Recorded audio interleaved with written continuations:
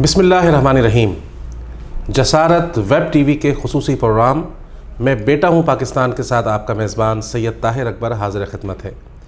ناظرین، آج ہمارے شو میں ایک ایسے مہمان آج موجود ہیں کہ جنہوں نے گزشتہ کئی عرصے سے حکومت کی ان پالیسیوں کے خلاف کہ جو پاکستان کے تاجروں کے حوالے سے وہ یہ سمجھتے ہیں کہ ان کے مفاد میں نہیں ہیں، ان کے خلاف ایک مہم شروع کر رکھی ہے۔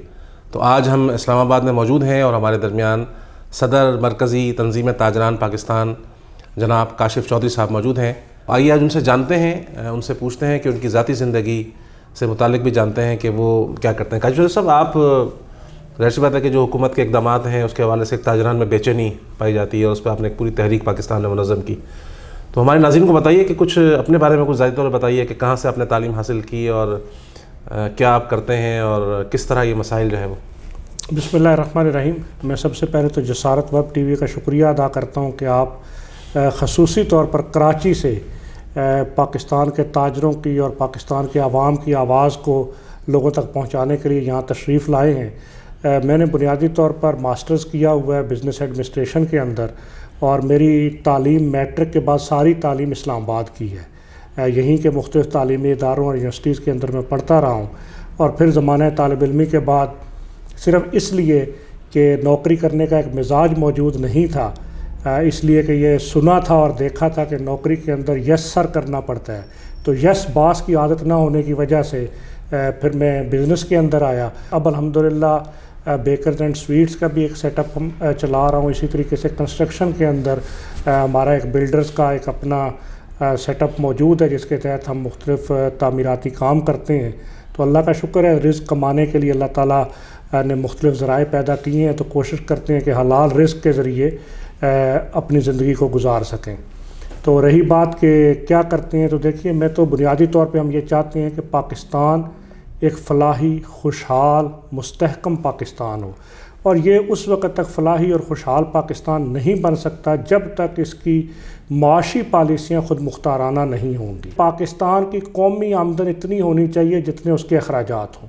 اس کے لیے ہمیں اپنی قومی آمدن کو بھی بڑھانے کی ضرورت ہے، اور حکمرانوں کو اپنے اخراجات کو کم کرنے کی بھی ضرورت ہے۔ پاکستان کا تاجر قدرتی آفات اور قومی سانحات کے موقع پر اس لیے پیسہ دیتا ہے اور دنیا کے اندر پہلے نمبر پر ہے کہ اس کو یہ یقین ہوتا ہے کہ میرا دیا ہوا پیسہ درست جگہ پر خرچ ہوگا۔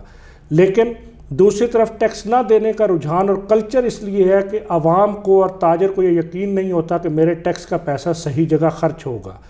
اب ہمیں جہاں اس ملک میں ٹیکس کلچر کو بنانے کی ضرورت ہے، وہاں پہ اس بات کی بھی ضرورت ہے کہ ٹیکس کا نظام منصفانہ ہو، اس کی شرح درست ہو۔ لیکن حکومت کا تو موقف یہ ہے نا کہ ٹیکس کے جو اہداف ہیں پورے نہیں ہوتے، اور ان کا کہنا یہ ہے کہ ٹیکس چوری ہوتا ہے۔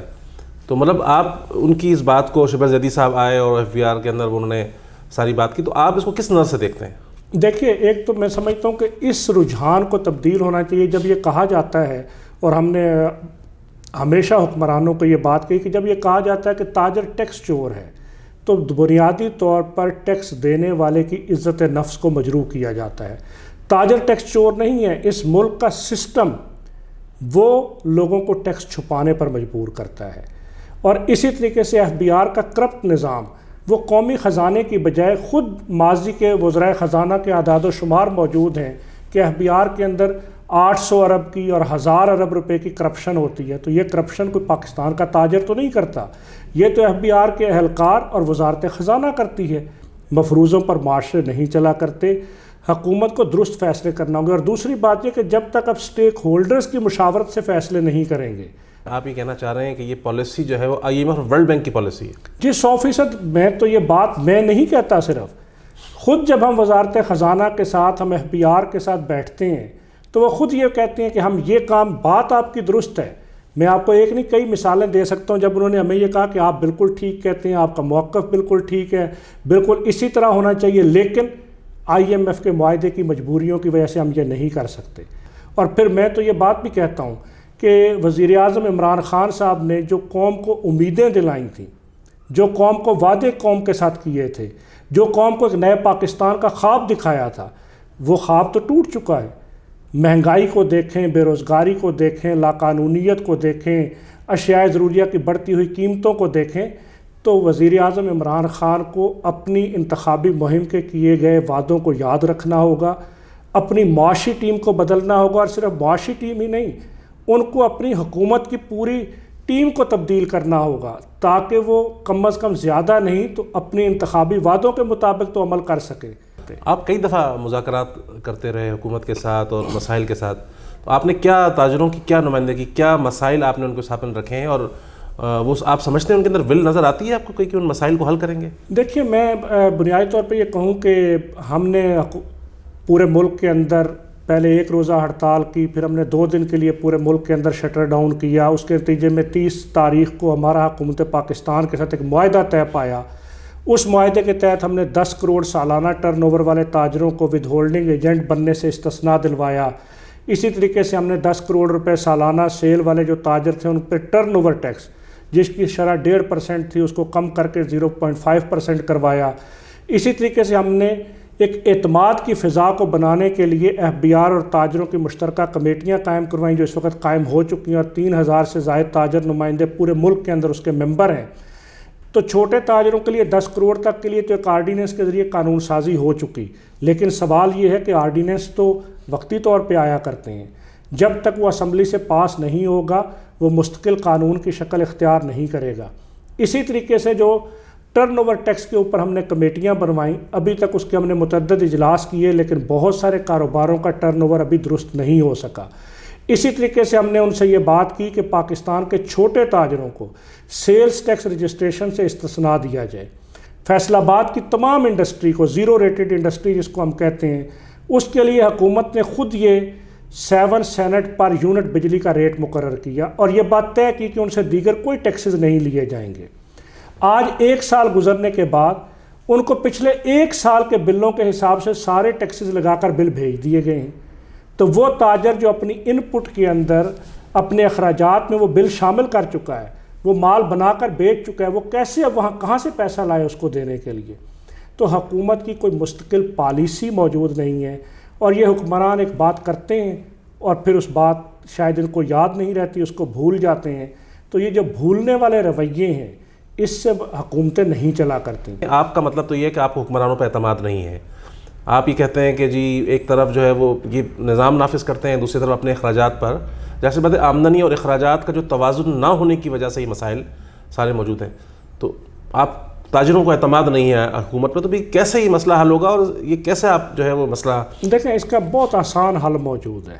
سب سے پہلے تو حکمرانوں کو اور FBR کو اپنا یہ اعتماد قائم کرنا ہوگا کہ ہم غیر ضروری اخراجات نہیں کریں گے، ہم VIP کلچر کو ختم کریں گے۔ ہمارے گورنر ہاؤسز، ایوان صدر، وزیر اعظم ہاؤس یا دیگر جتنے بھی دفاتر ہیں ریاستی مشینری کے، وہاں پہ غیر ضروری اخراجات نہیں ہوں گے۔ لیکن عمران خان صاحب نے خود VIP کلچر کو ختم کرنے کی بات کی، لیکن جب 40 گاڑیوں کے لشکر کے اندر ان کے وزراء سفر کرتے ہیں تو پھر عوام یہ سوچتی ہے کہ ہم کیوں ٹیکس دیں۔ ایک تو اس رویے کو ان کو درست کرنا ہوگا، دوسرا اس اعتماد کو بحال کرنا ہوگا کہ عوام کا دیا گیا پیسہ عوام کے اوپر خرچ ہوگا۔ ٹیکس گزاروں کے لیے تعلیم مفت، صحت کی سہولتیں مفت، اور ان کو روزگار کے مواقع اور ان کو چھت کی فراہمی، جو بنیادی طور پہ ریاست کی ذمہ داری ہے، اور تحفظ یہ ریاست اپنے ذمہ لے لے۔ آمدن کے اوپر ٹیکس لگایا جائے اور مناسب شرح کے ساتھ ٹیکس لگایا جائے۔ ہم نے ابھی بھی 20 تاریخ کو وزیر اعظم ہاؤس میں عمران خان صاحب کو یہ تجویز دی ہے کہ آپ ٹرن اوور ٹیکسز کی شرح کو کم کریں اور درست کریں۔ اسی طرح سے انکم ٹیکس کے سلیب ریٹس کو ٹھیک کیا جائے۔ 35% ٹیکس، ہمارا معاشرہ ابھی اس پوزیشن پہ نہیں پہنچا کہ 35% ٹیکس دیا جا سکے، اس شرح کو درست کیا جائے۔ اسی طرح سیلز ٹیکس جو ایک آمدن کا بڑا ذریعہ ہے، اس کو سنگل ڈیجٹ کے اندر لائے۔ 17% سیل ٹیکس سے مہنگائی کا طوفان آتا ہے، اور پھر ٹیکس کو چھپانے اور ٹیکس کو چوری کرنے کا کلچر بھی بنتا ہے۔ ناظرین، آج آپ نے گفتگو سنی جناب محمد کاشف چودھری صاحب کی، اور وہ یہ بتا رہے تھے کہ IMF اور ورلڈ بینک کی غلامی سے چھٹکارا حاصل کیے بغیر اس ملک کی معیشت کو صحیح سمت پہ نہیں ڈالا جا سکتا۔